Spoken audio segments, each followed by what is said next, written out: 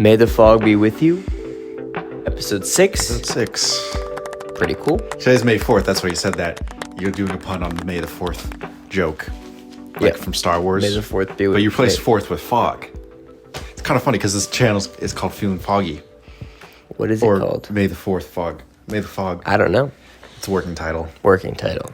So, today we're talking about something that we've wanted to talk about for 1 week. It's been 1 week. It hasn't. I'm not going to say it's been a long time. We've thought about this. And I was going to run with it. Like, we want to talk about this for a while. It's been a week. I think it might have been Connor's idea, actually. Yeah. Shout out roommate Connor. What we want to talk about today is the recently blown up channel, YouTube channel. He goes by Ian on YouTube.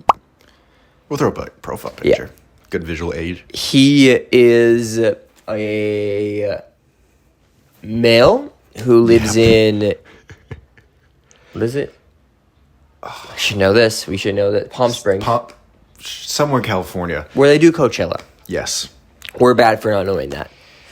Who has had a channel since December 9th, 2012. You knew that? Wow.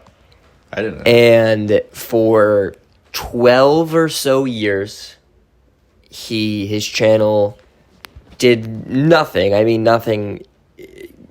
Depends what you think. If you're just doing YouTube for the experience of posting and entertaining, then you did everything. But numbers-wise, which is how I think people value a channel, it's just how it is. Not all the time, but usually nothing. Like, he never got any video that gained real traction or, exceeded in the algorithm until a few months ago. And I want to kick this off to you because you introduced him to roommate Connor and myself. The videos that kind of blew him up. Yeah, I was just rotting out on the couch back there watching YouTube on the TV. I exclusively watch YouTube on the TV for the past couple months. Not exclusively, but majority of the time.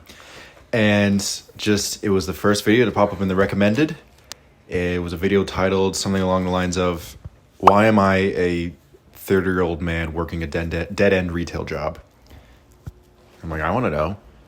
I want to know why you're a 30-year-old working a dead-end retail job. So I press play, and I am then thrusted into the world of Ian on YouTube. That video opens up with, I didn't get the best first impression of him. I really didn't feel like recording today, man, but I should have got that on camera. That would have been pretty freaking nice. Oh, dude, what a loser. Oh, there goes my freaking sock. Bro, I'm over today, man. I'm not having the best time. Oh. Just fucking up at his 7-Eleven work. That's where he works. His big thing is he works at 7-Eleven. Yes, that's his whole, identity brand for the past however long he's been doing it. And it opens up with him just spilling a bunch of beer cans on the floor, and he's so pissed off about it. Fuck, I just spilled all these beer cans on the floor. My boss is going to kill me. He's pissed. He was doing a really clumsy job picking it up. Not the best job, really fumbling around with the mop. And I think more so the way he presents it. It wasn't the best first impression. Like, who the hell is this guy? All right, cool. He was complaining, but in retrospect, we caught him on a bad day. But just something about the way he was so blunt with his work, with his life, with his situation, kept me hooked. And I didn't think much of that video. The rest of the video, he goes on and shows his shift about 7-Eleven, just kind of working the mundane 9 to 5, whatever. And towards the end, he actually goes on a little bit of how he ended up there, and he actually touches on his alcoholism from when he was like 21 or even before then, I think, and just the story about how it spiraled from he was introduced to alcohol from his uncle, and just every single step that went wrong, and how he ended up just kind of, as he put it, at a dead-end job. And I thought that was that. I thought I was just going to watch that video and move on. I'm like, all right. Just another guy drifting through the wind. Thanks for that little slice of life. I'll be on my way now. On to the next video. But then, we should have watched this one again. Yeah, we should have. Maybe it was like 2 or 3 weeks later. I see another video of his recommended, first video on the recommended, and the title is another crazy title. It's like the title is, "I just got fired from my job at 7-Eleven." I'm like, oh my god, hook. wait, this guy. I remember just like being a little off put by him. I'm gonna watch this. So now it's kind of not turning into a hate watch, but it's like almost looking at like a car crash watch. You can't look away. This is the one that Connor and I sat down with you and watched, and it wasn't a hate watch. No. It wasn't. But when it's that title, like about 7-Eleven, it was just interesting. yeah.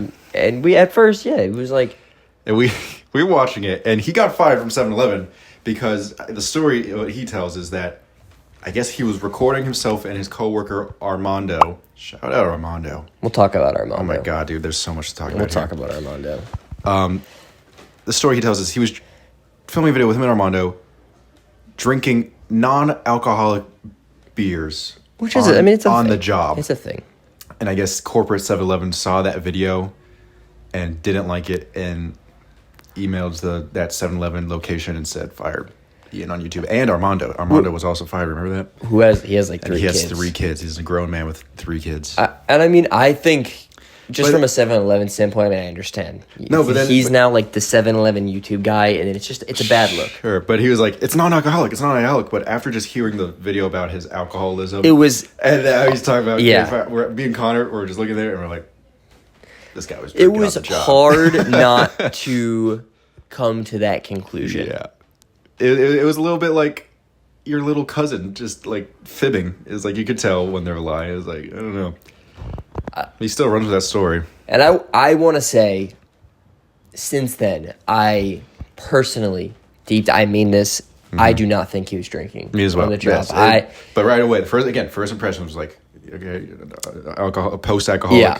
and you're getting fired. It's a coincidence. So to go off of that, that's kind of the basis of our discovery of him. Luke finds him, watches a couple videos, and then every 3 or 4 days, whatever, how often he posts, he ends up getting his job back at 7-Eleven. They give him his job back. Because Armando. I forget why. I think it's because like they couldn't find anyone else to work. It was, like, you guys are pretty hard. It was workers, it was nothing like crazy. He didn't fight them for it. The video where he got fired, he was like, "I'm starting to look for new jobs." Or that was one of my first memories of him.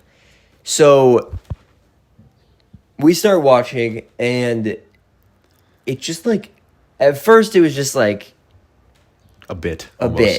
Not like, again, honestly, not hate watching. To keep, because we're now, I've now pressed the subscribe button, so now I'm getting his videos. I'm in a subscription feed. Yeah, it's like, oh, you on Because YouTube. I'm just like, I can't stop. I can't look away. It's great. Yeah. It's great.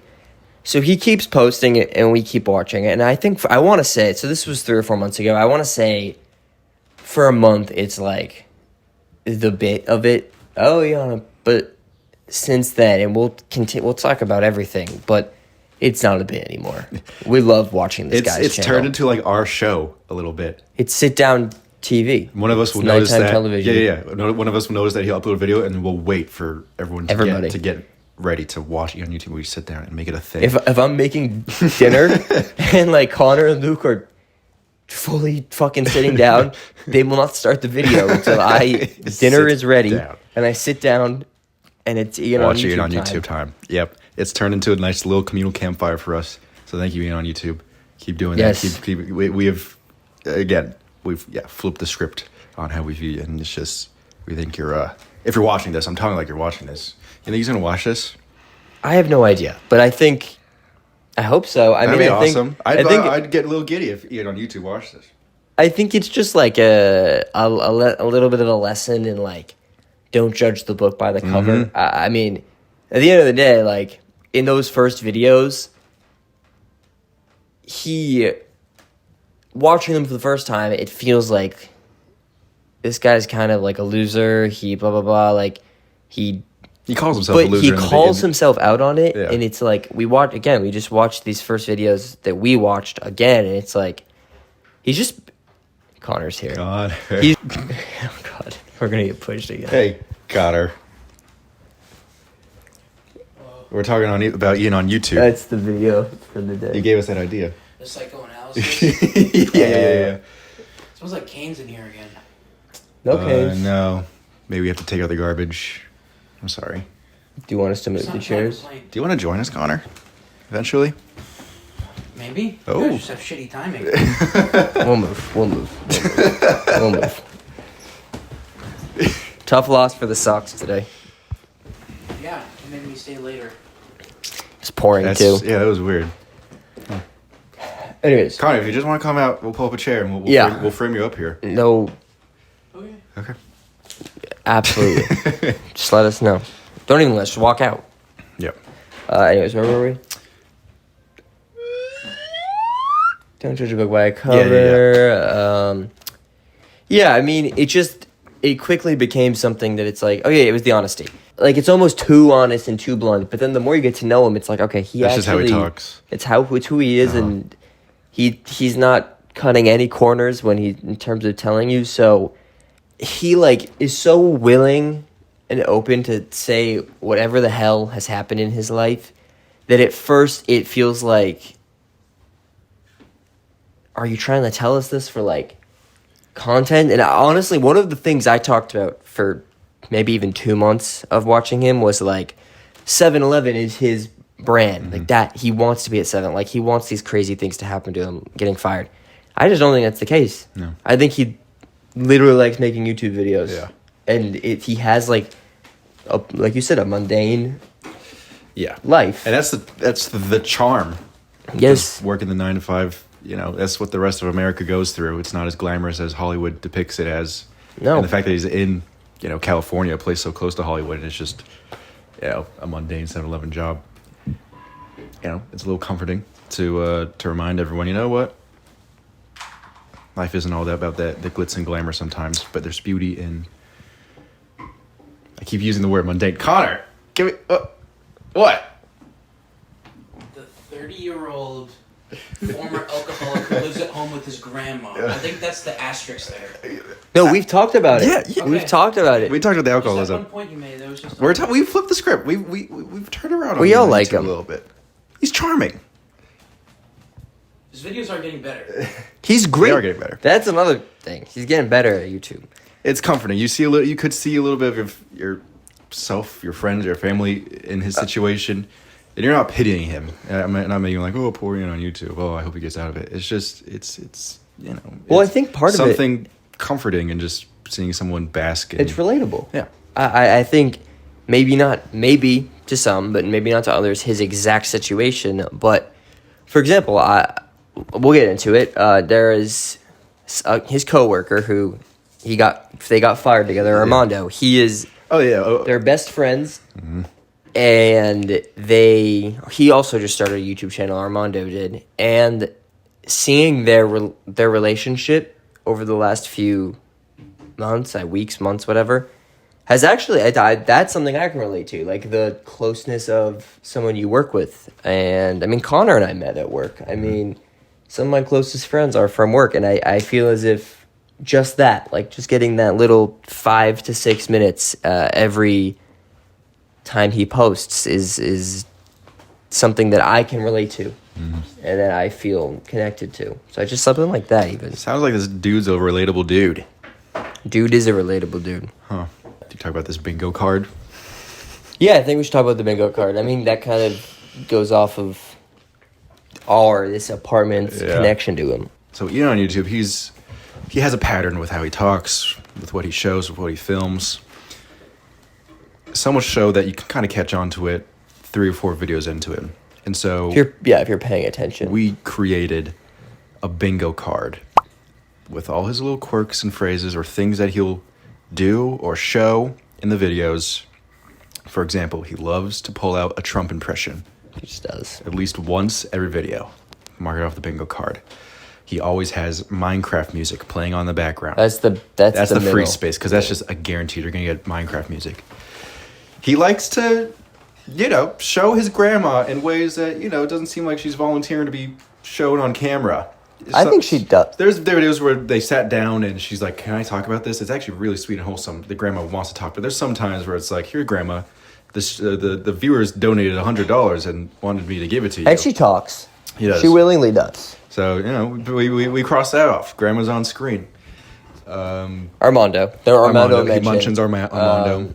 Or shows Armando. I mean, we'll put it up. We'll put the bingo card up. There's that. He mentions a girlfriend. He mentions this elusive girlfriend. He's mentioned it twice, so it's a really big deal when he mentions it again. And we're just sitting here. This is one of the things we also still don't buy. We love you to death here on YouTube, but We've just never seen her. do you have a girlfriend? We've never seen her. You bring her up at the most random times. Or sister. He's brought up his sister. We've seen his sister. We've seen his sister.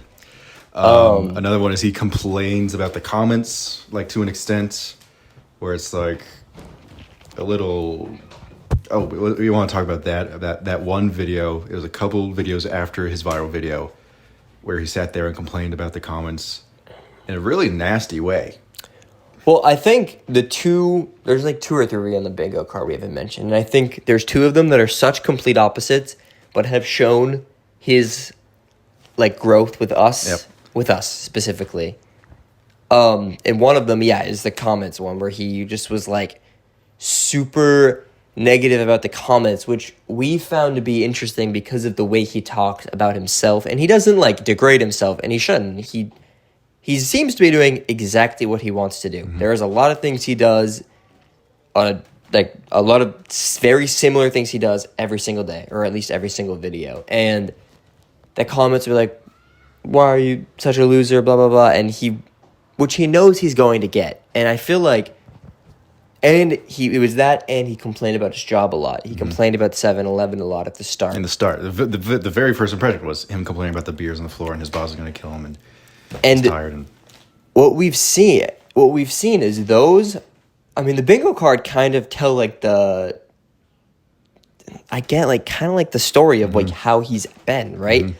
And we've seen a lot less of the comment negativity and the 7-Eleven negativity, and we have this one that is where he does a good deed. Mm-hmm. And one good deed. He's one good deed, a video, and he actually is doing one good deed, a video, like every video, and it's not just like, oh, thank you to the customer. It's like he will. There was a homeless person outside the 7-Eleven, and he went out of the way to give him a blanket and some food. Yes. He's a great worker. We've cut that one's almost too like basic. We haven't given him the one good deed for like just cleaning and organizing the shit out of 7-Eleven. He got Armando a cake, I think, when he got to like 10K subscribe, whatever it was at. Just stuff like that. I think just the more time we've spent with him, like just watching him, it's become like he's gotten fame, some level of fame. I think I saw 215,000 subscribers. People come into that 7-Eleven to talk to him.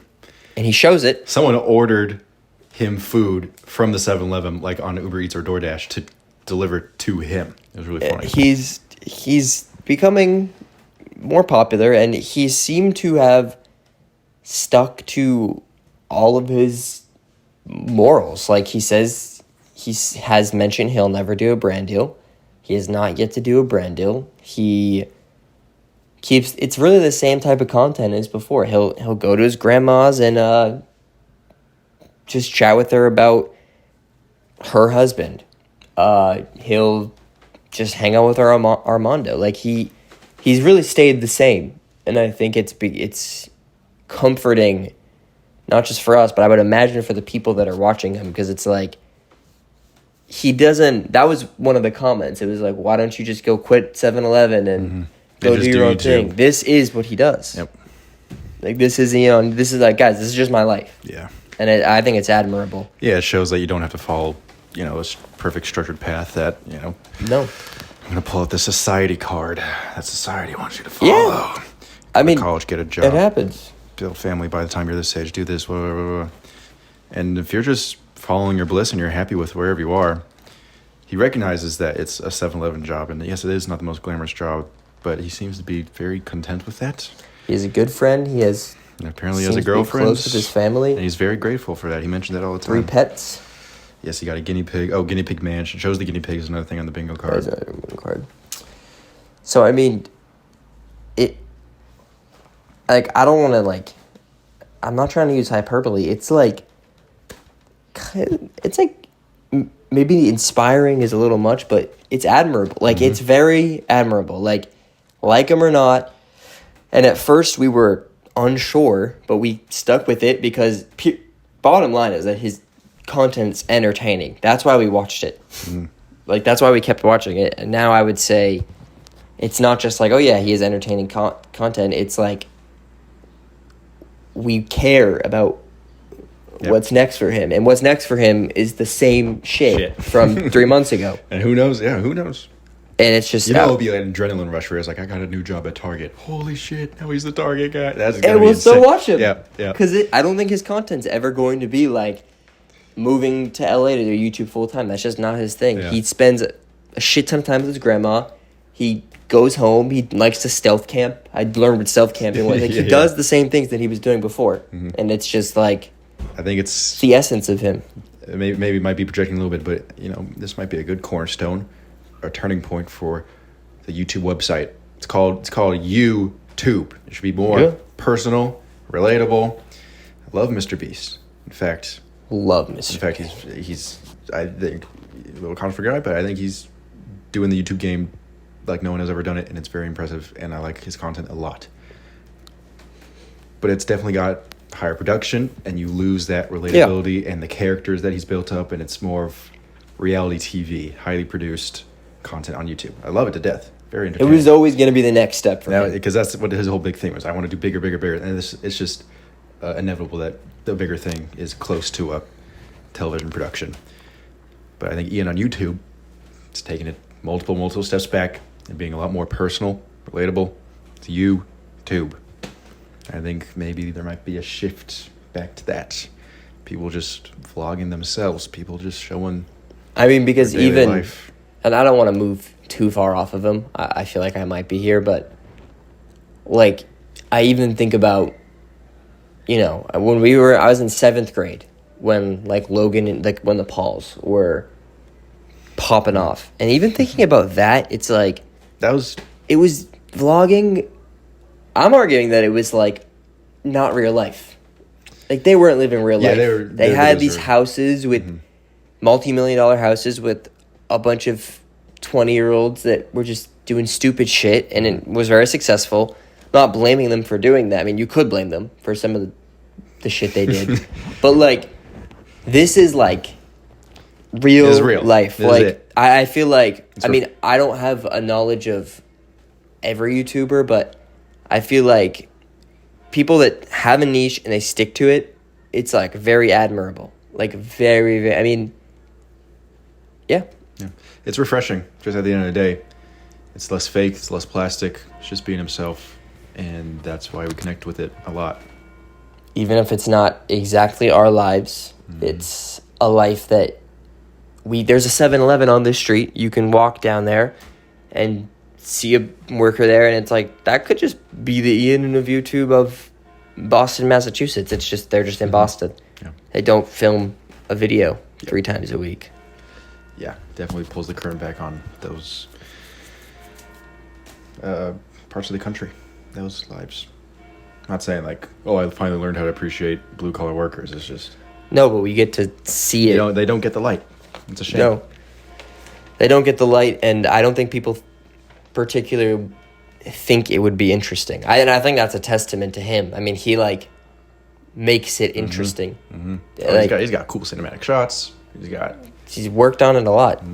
That's another thing we talked about. But I mean, the dedication to post for 13 years, like, not just not blowing up, like also knowing you're not going to blow up. What are the odds? For 13 years, this happened. Yeah. But zero. None. So it's pretty unbelievable that he stuck with it just because he liked it, and it was like a sanctuary for him. And I feel like even us doing this, I love doing this. I'm not comparing the 6 weeks we've been recording to his 13 years, but I'm saying imagine like that's how much he loves it. To do it for 13 years. Like, people say like, oh, they're not doing it for the money. That's the proof that they're not doing it for the money. If you do it for over a decade and no money or like fame or recognition comes out of it and you're still doing it, I think that might be the most impressive part about it all. Wow. Yeah. Again, refreshing. Keep using that word. Anything else? That's all I got. I would really recommend checking out his channel. Please do. Just pick a video. Within, really, I would say we can only test for the last 3 months of his. Yeah. And Because Ian, if you are somehow watching this, thank you. Thank you. It's been. We sit down at least once a week to watch your video. And it's the highlight of the day. It is. Keep doing what you're doing. You are Killing it. something that you, as you allude to, something YouTube doesn't have enough of, and I hope they have more of in the coming. I don't know, year. It doesn't feel like that's the way YouTube's evolving, but as you said, I think people like him can be the reason. Yep. So, I mean, yeah, again, thank you, Ian. And thank you guys for watching. Thank you so Again, much. this is episode 6 of May the Fog Be With You. Check out, can I do a little promotion? Go ahead. Check Go ahead. out The Walking Dead, Dead City Season 2. Do you want to flip? Can I see that? A surprise. Oh, yeah. I met Daryl Dixon, Norman Reedus, Daryl Dixon. Yeah, fire. When was that, 2021? Nope, 2019, before COVID. Fall of 2019. Check this out. There might be a surprise in this show. And I can't say what. There might be. There big might. So thank you. This was a good one to do. We wanted to do this for about a week, and we did it. I had a blast. I had a blast. Thank you. Thank you.